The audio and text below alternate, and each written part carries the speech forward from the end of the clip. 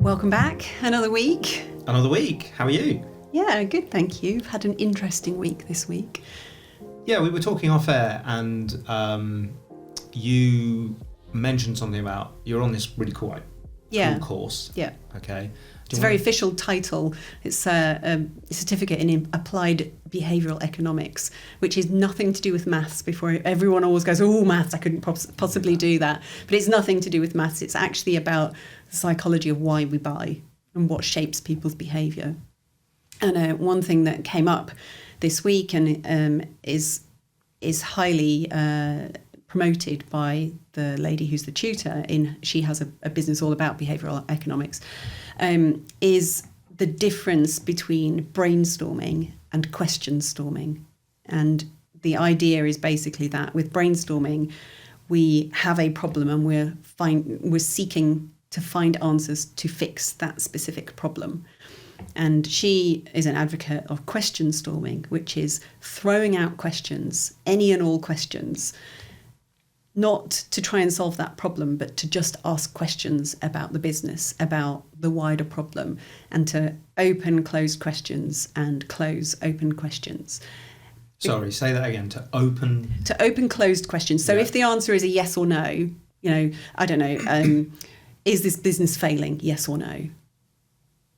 How do we know if this business is failing? Gotcha. Okay. That's an open question. Yeah. How do you know? And from that, more questions arise. When did you know? Exactly. Did you do anything about it then? Yeah, exactly. And the idea being that the answer may not be the problem that you think you're trying to solve. It may be something completely different. And only through the process of throwing anything and everything out on the table do you start to filter what the true problem is. And this particular module we've been doing this term is all about internal change management. So it's to do with how do you take staff with you on a journey? How do you get them to buy into that journey? And it could be as simple as something like everyone has to change desk location. And some people get very precious about their desk locations. I'm not sure about They want that. to be in a corner. They want to be next to the window. They don't want to be too close to the air conditioning unit, whatever it is. Maybe in current times, it might be that as a business, you're saying, actually, we're not going to have an office anymore and everybody's got to work from home. How do you get people to buy into that? Some people might be ecstatic at working from home. And some people might go, well, I've got no space at home and I've got a toddler and, it's not an easy place for me to work. But yeah, it's how do you take your staff on that journey? And it might be we've got a new product. It might be the business is really struggling and we've got to figure out, is there a way to make this business better, to save the business maybe? If we go in there with quite a closed attitude of this business is failing, as an example, how do we fix it or how do we close it down in as painless way as possible? We're only going to ask questions that solve that specific problem. If you make it more open and just get everything out on the table, it might be that, it will be that some of the questions that get answered are completely irrelevant. But if nothing else, it's given an opportunity to air them. There might be things there that actually you go, it's not specific right now, it's not relevant right now, but it's something to take away and chew over in a separate session. But it's about just being open to more than what you think and assume the issue is. And I just think that's a really interesting concept. I think for, some of the businesses I work with, they're trying to do specific things and they keep at it in one specific way. And it for whatever reason, it's not working. It might be that it's not a priority really for them. We talked about that a couple of weeks ago. Yeah. It might be that there's a reason why it's not working. But what I do know from having worked with clients like that is if you keep doing what you've always done, you're only going to get what you've always got, right? Yeah, sure. One of my favourite sayings. But what if there's a different way? And so it's interesting listening to that. I think it's fascinating because I do think we spend a hell of a lot of time trying to solve the problem that's right in front of us. And often we expend a lot of energy solving the wrong problem. Yeah. Okay. So I guess by asking the right questions, that we're giving ourselves an opportunity to actually discover whether the problem in front of us is the problem that needs solving. And if you fix something else earlier in the process, for instance, it might take the problem away. Yeah. I guess the most simple version of that, using one of your the example you gave is, a fading or a perceived fading business. And I remember working with a business not that long ago, and decent turnover, a couple of million, good staff, on paper really profitable as well. The owners did well, but they just never had any cash. And we went in to, well, not I went in, but we collectively sat down and started, interestingly, asking questions around why they were losing cash. And everything was focused on the timing of payments that were made to them and invoicing, et cetera, et cetera. And then I started asking the questions around, well, who chases the invoices? Who raises the invoices in the first place? Why are you invoicing? Could you have people on direct debits or standing orders and lots of different things? And it actually turned out that they had a cash problem, not because people weren't paying, but because people weren't paying on time, fundamentally. And the reason that they weren't being paid on time is because they only ever sent one invoice. Yeah. Now, they thought it was because their customers were deliberately keeping money from them, and they were trying to solve this problem of, do we get debt collectors in? Do we, how do we squeeze more, get money? Do we charge interest? Do we charge fines? Do reward early payments? All this sort of stuff. No, you just need to remind them to pay. Just pick up the phone and say, hey, you haven't paid your bill. Would you mind paying? Yeah. And I think that's a really good example of just asking questions around the fringe of what you're doing and seeing if you come up with a different story, I guess, which is quite interesting. And I think we got, within 2 weeks, about £400,000 cash into the business. Wow. Which changes everything, on something that was doing about 1.8. I mean, that's it's just over a quarter, or just under a quarter of revenue back in the bank. Yeah. And it changes the way that you can play the game. Absolutely. Suddenly, it's really quite interesting. So, So here's a question, without wanting to sound like can't think of the word, promoting. How easy is it to ask those questions of yourself within your business, or is it better to have somebody external come in and ask those questions on your behalf? I think it's possible to do it yourself, but I think it's easier to have people who are less close to the business or the problem. And I split it like that because it may be, in using your example of the payments, that as business owners you're racking your brains of, how do we do this, how do we do that? And actually it could be your receptionist comes in and says, well, why don't we just call them? Yeah. It doesn't have to be an external consultant. It could be just somebody who's external to the immediate problem but still within your business. And this comes back to why I was saying is sometimes it's useful to just involve your whole staff. It could be a team meeting exercise. What are the problems out there? What questions have we got? How could we do it better? I've got a client at the moment, and for a long time, several months, we've been trying to launch specific products, and they haven't launched for various reasons.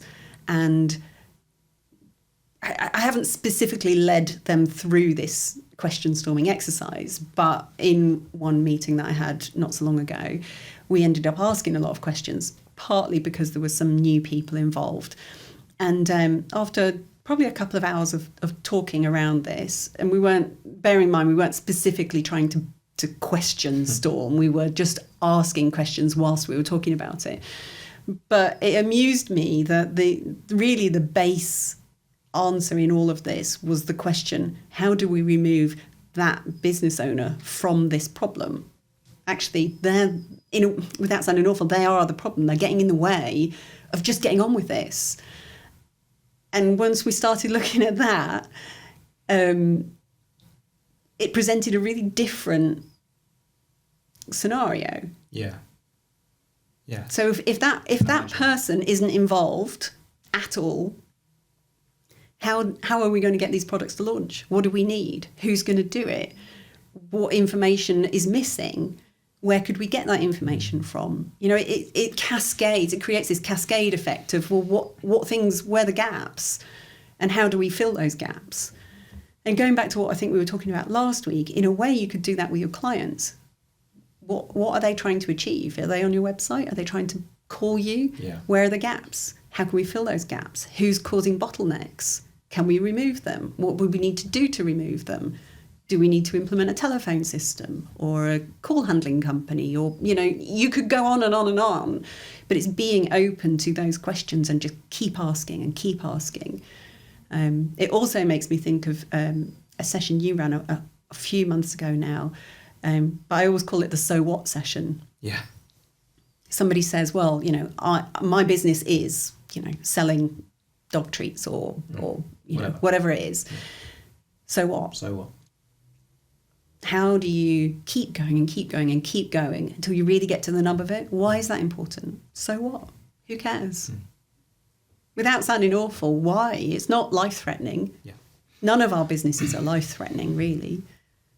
It's interesting because I think, on the whole, and we touched upon this last week, we don't ask enough questions. And the danger with that is that we're making presumptions about what we're doing. We 100% are.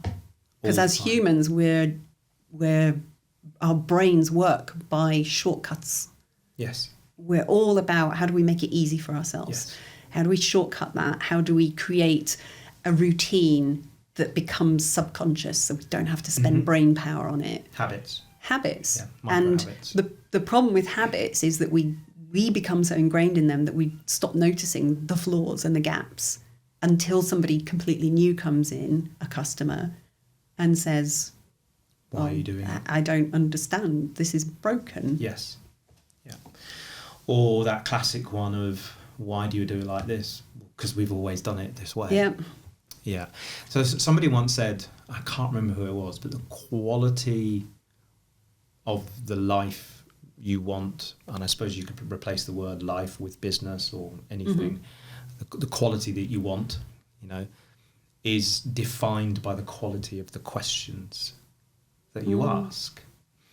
And I think this is, and I'm pretty sure it was, the quality of the life that you want is determined by the quality of the questions that you ask. And I think this is, to a degree, this is what you're talking about, because it's not just about getting caught up in asking the obvious questions, but asking the stupid questions, asking closed questions where you might ask open questions and vice versa, so that you create an environment that is completely open to being challenged in the right way, but constantly saying why. It's a bit like, you know, you've got kids, I've got, you know, and can I have an ice cream, Daddy? No. Why? Yeah. You know, why is the sky blue, Daddy? Because it is. Why? Because it is. Why is it? And it's just why. Why? Constantly. Because that's how children learn. So when does that stop? It's a really good question. We stop asking. Some of that comes in school because we're told what the answers are. Some of that is just we're tired. We've got other things going on. See, I think, going back to your school thing, I think it's worse than that. Because and this is only my own experience, but my experience of asking questions at school, one of two things happened. I either got Ash, are you not listening again from the teacher? Or I got beaten up in the next break for being the SWAT because I'm always asking questions. So I very, very quickly learned to stop asking questions, because neither of those outcomes were particularly favourable for me. Yeah. Didn't want either of them. So you just stop asking questions because it's easier.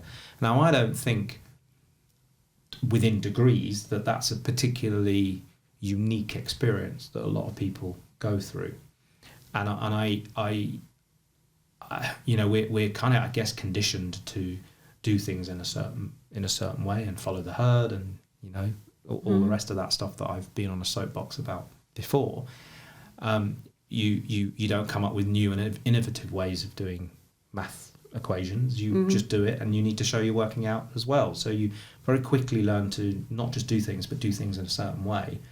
And I think that diminishes our ability and our desire to question. But if you're growing a business and you don't know the answers and you've not grown a business before, the only way to learn is to ask questions of your peers, of your friends, of people who have done it before, consultants, coaches, whatever it is, but also to allow people to come in and ask you questions. And be open to the fact that some of those questions are going to make you feel uncomfortable. Some of those questions are going to expose flaws both in yourself and your business, maybe your teams, maybe your product, maybe your sales process. Whatever it is, doesn't really matter. The point is that the asking of the questions gives you opportunities to learn. And if you've got opportunities to learn, you've got an opportunity to improve and be better. But a failure to ask questions just means you keep doing what you've always done, and therefore you'll always get what you've got. Now, some people may listen to this and go, well, I'm really happy with what I've got. My business is flying. It's in a really, really good place. But you don't know that it couldn't be better without challenging how you've got here, if that makes sense. Yeah, I think so. And also, even if that is the case, what else do you want to do? Do you want to have an impact? For you, Rennie Grove is really important. That's a big part of why you do stuff. It's part of your culture. Well, maybe your business is super successful. Maybe the question is, how can I help Rennie Grove more? How can I have a bigger impact in the world? How can I support my children, or retire? What's it going to take to retire? What's it going to take? Going back to Chris and Sarah again, and I don't mean to keep picking on them, but one of their goals is to essentially work themselves out of the business. How their question a lot that I've seen is, what do we need to do to get this in business to a point where we don't have to be involved in it day to day? How do we hand that over? What information do we need to get out of our heads? What systems do we need to put in place? Who do we need in our team? How do we train them? Tons of questions come out of that. Yeah. And I think that's healthy, and whether it's them or anybody else, I think, and again, it's a very personal opinion, they are all valid questions for anyone running a business. And look, I totally accept that there are freelancers, self-employed out there. I kind of fall into this to a degree as well. I love doing the do of what I do. That's a really weird thing to say, but I love being the technician. Okay, nothing gives me, I think I said in a couple of episodes ago when we were talking about happiness, one of my kind of core, one of my core three things that make me happy is delivery. Being in a room, facilitating learning and knowledge and watching people grow. And I've done it since I was 13. And the joy it gave me then is the same joy I get from it now. The people in the room are taller and they're sitting down rather than running around everywhere, but the principle is the same. And I think that there's a real, if you are in that space, that's fine. But if you're running any other kind of business, you should be looking from day one to exit that business. You should be asking questions from day one. How do I build this so it doesn't need me? Why? Well, you sound like my daughter. I'm asking because, is that actually the question? It comes back to what we started at. I would argue that there are people who actually do enjoy doing the do, and in terms of running their business, they're actually not that interested in the running the business part. They actually really want to do the do. That's okay.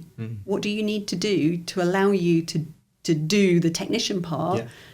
Do you need a business manager? Do you need an MD? Do you need processes in place that allow you to not have to deal with the business running part that you don't enjoy so much, so that it gives you the time and space to do the technician part? That's okay. Yeah, and I agree with you, and I think I probably didn't articulate what I, so I think what I said in a long-winded way, that I totally accept that there are some people who love doing the do, and I said, unless you're one of those, Right. you might want to ask yourself that question. But you're right, because even if you are one of those, then the questions you need to ask yourself are, well, how do I build a business that enables me to do more of that, or only that? But if you've got any kind of business that's scalable, that doesn't actually need you, and you're building a business rather than creating an environment where you can do your job, if you like, then I think, from as early as possible, you want to be asking your questions around, well, this thing that I'm doing now, how could it happen if I'm not in it? Because to not do that means you become the greatest liability in that business. I completely accept if you're a freelancer or you love doing it, then there are different questions to ask. So how can I do everything else in the business so that it doesn't involve me, so I can just do this bit? Because if I'm not around not to do that bit, then I don't really care anyway. It doesn't matter. Unless you're trying to also build a legacy or something that you want to leave behind for other people, family, whatever it is. But I would suspect if you're a freelancer, you're doing the equivalent of jobbing for various employers. And there are very, very few people who are employed who are leaving their job as a legacy for their children, if that makes sense. It sounds quite harsh, but fundamentally, I think there is a big difference between freelancing and building a business that might exist once you're not there anymore, kind of thing. And I play with that in my own head. My business, do I really care if it's still around when I'm not here? Probably not. I think I went through, certainly with my old business, my questions were all around, how do I build a business that outlives me, that is, famous? But I was asking the questions for the wrong reasons. And that led me down a path of asking more of the wrong questions, because I was trying to build something that actually wasn't that important to me. It probably was at the time, but for the wrong reasons. But isn't that why we have to constantly question? Because what's important to you today may not be the most important thing to you next week, next year, 10 years time from now. Right now I would say, well, I'm not thinking about retiring, but in 10 years I definitely am going to be thinking about retiring. I don't want to work till I'm 80. I'm not 70 now.